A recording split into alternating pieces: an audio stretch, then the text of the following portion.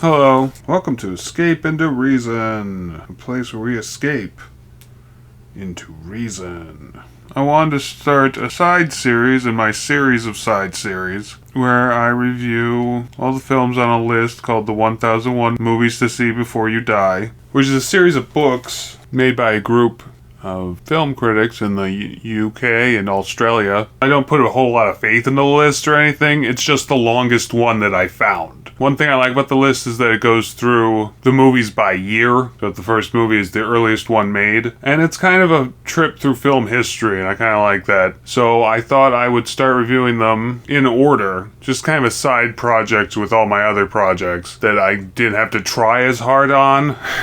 Or that I didn't have to feel like I had to try as much and like I'd get them out faster. And like I said, it's like a trip through film history, starting with this movie, which I'll just tack on as a review for this one because it's exceptionally short, so I might as well have an intro plus film review type of thing. And that film is Trip to the Moon, Le Voyage de la Luna. Probably mispronounced that, but I don't speak French or anything. Written and directed by Georges Méliès. This film was put back into the public eye more recently with the film Hugo. But what's kind of neat about the history of this film is that it was made in France, but then produced and distributed all over the world. So everyone in the world saw this movie pretty much back in 1902. And because of that, in a way, this was like the Avengers of the early 1900s, which is kind of neat. I mean, you watch this on YouTube right now, and you're like watching it now, it just seems kind of silly and stuff. But at the time, this was a huge spectacle, even though it's only like 10 minutes long. Anyway, here's the plot.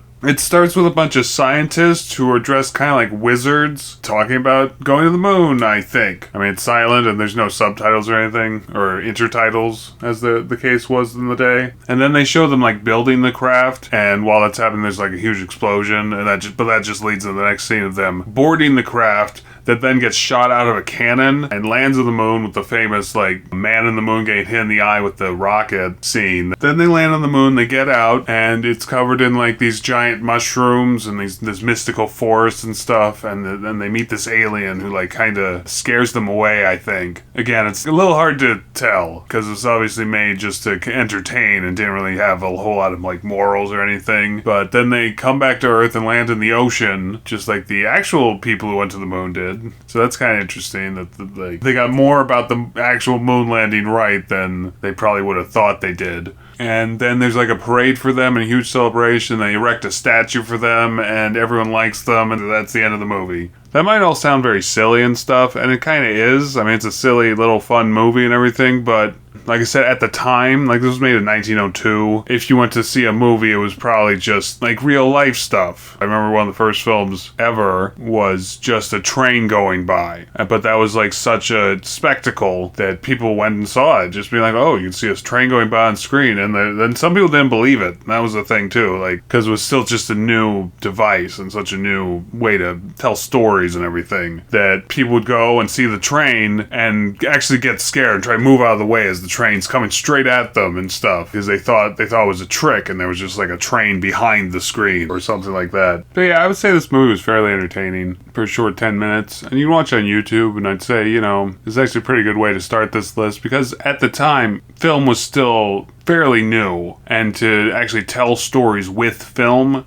like they do here was like a brand new idea, pretty much. Like before that, people just filmed stuff and then would sell people tickets to that. So like something like this that not only tells a story, but like a complete story that has like an entire adventure within it was like a fairly new concept. And the fact that it uses like graphics and like film techniques that weren't really seen at the time, it was in its own way like the first blockbuster. And like I said, it was basically seen all over the world.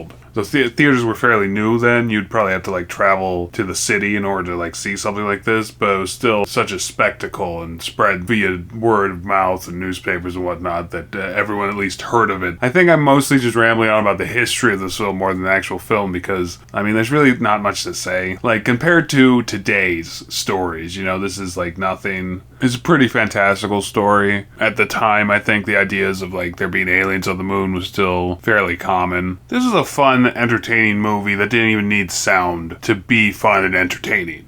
Thank you for watching, and please like and subscribe, and hit the notification button if you want to keep updated. Try to upload a video fairly frequently. Check out my links in the description and my bio. And support me on Patreon if you want me to keep producing these. Anyway, thank you for watching, and goodbye.